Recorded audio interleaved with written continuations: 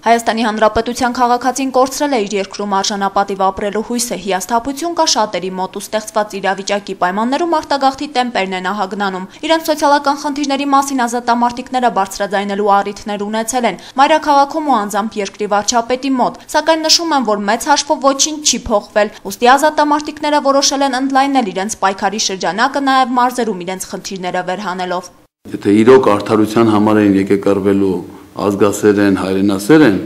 թող այսօր տներից դուրս գան։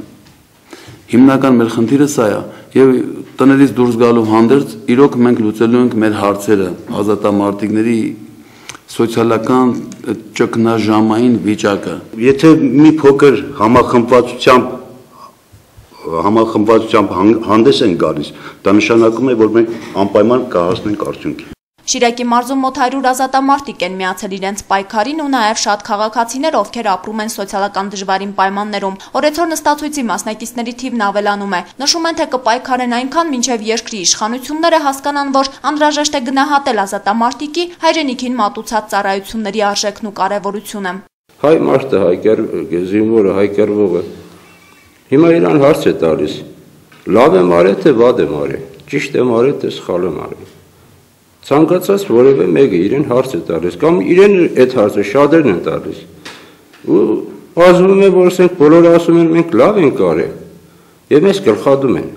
Ասուլիսի ընթացքում ազատամարտիկները կոչ արեցին արցախցիներին եւս միանալ իրենց ու պայքարել սոցիալական անհավասարության դեմ։ Սակայն Արցախ կատարած մեր այցելության ժամանակ նրանց զինակից ընկերները մեզ հետ զրույցում խորհուրդ էին տվել դադարեցնել բողոքի գործողություններն ու այդպիսով թշնամու ջրաղացին ջուր չլցնել։ Նստացույցի մասնակիցներին հարցրեցինք, թե ինչպես են վերաբերում այդ հորդորին։ Դրանք ամբողջ հորինած հեքիաթներ են մեր ազգին ճորտ սարքելու համար։ Այդպես բան չի լինում։ Թող պետությունը օրենքով իր ժողովրդին օրենքով պահի, ոնց որ հարկնա, ոնց որ կարգնա, եւ ոչ մի խնդիր մենք չենք ունենա։ Ըստ ազատամարտիկների իշխանությունն ու պետությունը պետք է տարբերակել։ Նշում են, թե Հայաստանի ազգային անվտանգությանը սպառնացող որևէ քայլ իրենց գործողություններում չկա։ Ավելին, այս տղաները հիմա էլ պատրաստ են զենք վերցնել իրենց ձեռքը եւ անհրաժեշտության դեպքում հայրենասիրական նույն ոգով կռվի դաշտ մեկնել։ Պարզապես իշխանությունների անտարբեր վերաբերմունքն է ոտքի հանել նրանց։ Չի կարելի հայ տղամարդուն վախցնել եւ վախեցած մթնոլորտում պահել։ Այսպես են արել, որպեսզի, չգիտեմ, հեշտ լինի, բայց իրենք իրենց են տանում կործանման, ընդհանրապես մեր կառավարությունը, մեր այս մոտեցումը, քաղաքականությունը, որը որ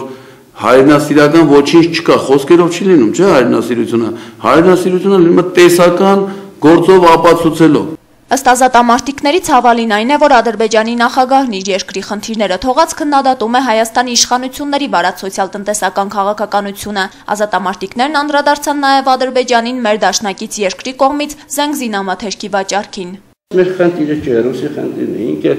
թուրքին կուտա, մեզի կուտա, ում կուտա, ում չի, բայց ես գիտենամ, թե իմ անելիքս որն է։ Ես իմ անելիքս տեսնեմ այդտեղ, պարզապես ինչ տեսնեմ։ Եթե հղծախ է, քարը գլոխ է։